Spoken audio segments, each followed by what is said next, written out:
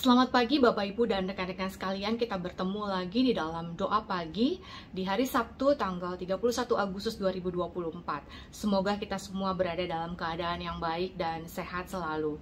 Sebelum kita memulai renungan pada pagi hari ini, mari kita bersama-sama bersatu di dalam doa.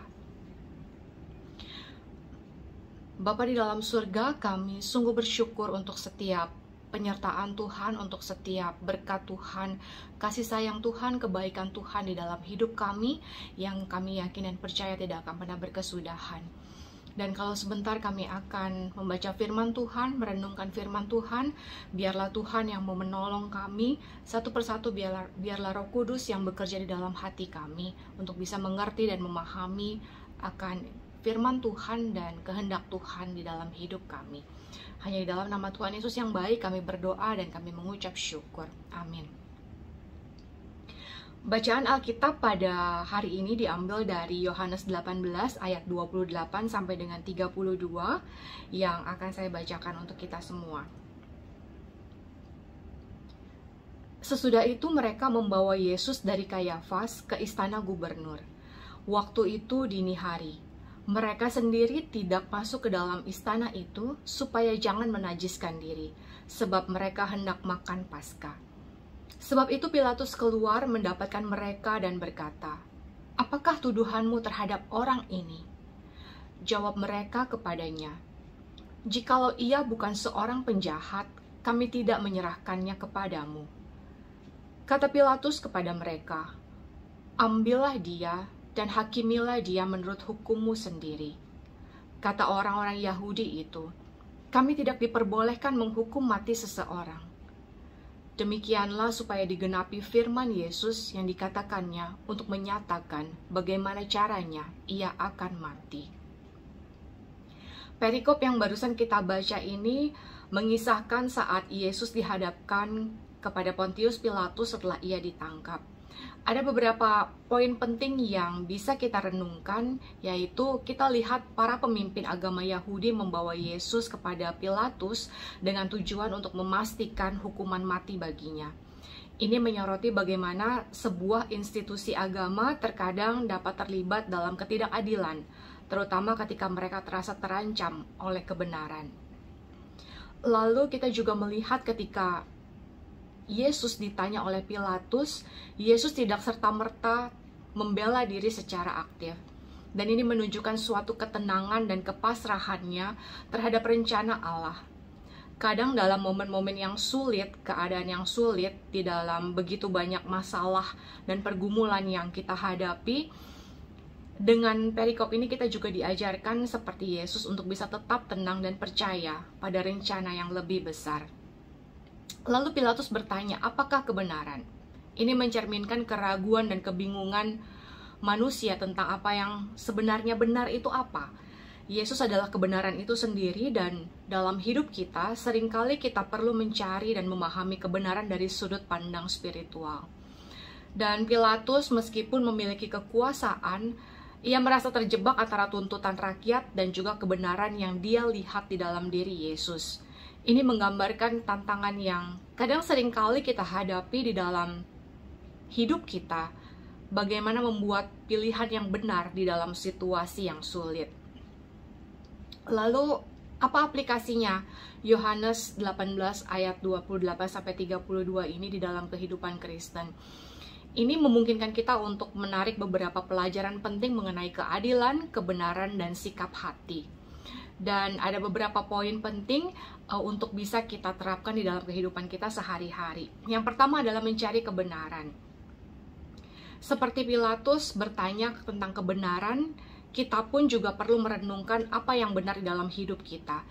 Ini berarti tidak hanya menerima informasi begitu saja, karena kita tahu begitu banyak dan begitu mudahnya informasi bisa kita dapatkan, tetapi kita bisa mencari pemahaman yang lebih dalam berdasarkan ajaran apa yang sudah Kristus ajarkan kepada kita, yaitu lewat prinsip-prinsip Alkitabiah. Lalu bagaimana dalam menghadapi pilihan?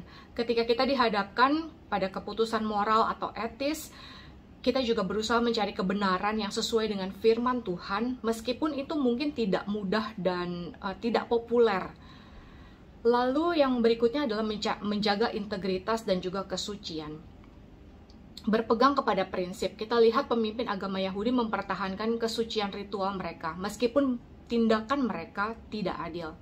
Kita dipanggil untuk menjaga integritas dan kesucian pribadi kita dalam tindakan dan keputusan yang kita buat tanpa terjebak oleh hipokrisi atau terjebak oleh yang sifatnya adalah tata cara saja. Lalu ketaatan pada hukum Taurat. Kita perlu merenungkan bagaimana keputusan atau tindakan kita dapat mencerminkan iman kita. Apakah kita mengejar kepentingan diri sendiri, ataukah kita mementingkan kebenaran dan keadilan? Lalu yang ketiga adalah empati dan kasih. Merasa bersimpati pada yang teraniaya. Kita mengingat bagaimana Yesus diperlakukan. Kita diajak untuk lebih peka terhadap ketidakadilan di sekitar kita. Kita seharusnya berusaha untuk membantu mereka yang teraniaya atau diperlakukan tidak adil dalam masyarakat kita. Dan Yesus menunjukkan kasih-Nya meskipun berada dalam situasi yang sulit. Lalu kita pun juga dipanggil untuk mencintai dan memperlakukan sesama kita dengan kasih, bahkan ketika kita dihadapkan kepada konflik ataupun kesulitan. Yang keempat adalah ketaatan pada rencana Tuhan. Percaya pada kedaulatan Allah. Di dalam ayat 32 menunjukkan bahwa segala yang terjadi adalah bagian dari rencana keselamatan Allah. Dalam hidup kita harus percaya juga bahwa Tuhan memiliki rencana yang lebih besar, meskipun kita seringkali tidak selalu memahami jalan Tuhan. Ketika kita menghadapi tantangan atau kesulitan, kita bisa ingat bahwa Tuhan memiliki tujuan yang baik dalam setiap situasi. Kita dapat berdoa dan mencari bimbingannya saat menjalaninya. Yang kelima adalah bersikap kritis terhadap otoritas. Sikap Pilatus yang berusaha menghindari tanggung jawab mengingatkan kita untuk tidak menerima otoritas atau keputusan tanpa mengkritisi terlebih dahulu. Kita perlu selalu menilai apakah keputusan yang diambil oleh pemimpin atau otoritas sejalan dengan kebenaran dan keadilan. Dan seperti Yesus yang tetap tenang dan penuh dengan integritas di tengah tuduhan, kita juga dipanggil untuk bersaksi tentang kebenaran, meskipun mungkin ada konsekuensi yang harus kita hadapi. Mengaplikasikan apa yang sudah kita baca di dalam kehidupan Kristen sangat relevan untuk bisa memperkuat karakter dan iman kita. Dan sekali lagi meskipun tidak mudah, tetapi saat kita merenungkan kisah Yesus yang dihadapkan kepada Pilatus, kita bisa belajar untuk hidup dengan lebih jujur, lebih adil, dan penuh kasih serta percaya akan rencana Tuhan yang lebih besar di dalam setiap aspek kehidupan kita. Amin. Mari kita bersatu di dalam doa. Bapa di dalam surga, kami bersyukur ya Tuhan untuk firman yang boleh mengingatkan kami. Biarlah kami sebagai umat percaya, sebagai orang-orang Kristen, biarlah kami juga bisa menjadi teladan yang baik di dalam kehidupan kami, sehingga orang lain boleh melihat akan Kristus yang hidup di dalam kami. Biarlah kami juga bisa berlaku adil, berlaku jujur, dan kami percaya bahwa setiap hal yang terjadi di dalam hidup kami adalah suatu rencana Tuhan yang indah untuk setiap dari kami. Biarlah kami boleh senantiasa berpegang kepada Tuhan, selalu percaya dan selalu mengandalkan Tuhan di dalam hidup kami. Hanya di dalam nama Tuhan Yesus yang baik kami berdoa dan kami mengucap syukur. Amin. Terima kasih Bapak Ibu dan rekan-rekan sekalian, Tuhan memberkati kita semua. Bagi Bapak Ibu yang memiliki pergumulan khusus dan ingin didoakan, bisa menghubungi rekan-rekan pendeta di nomor berikut.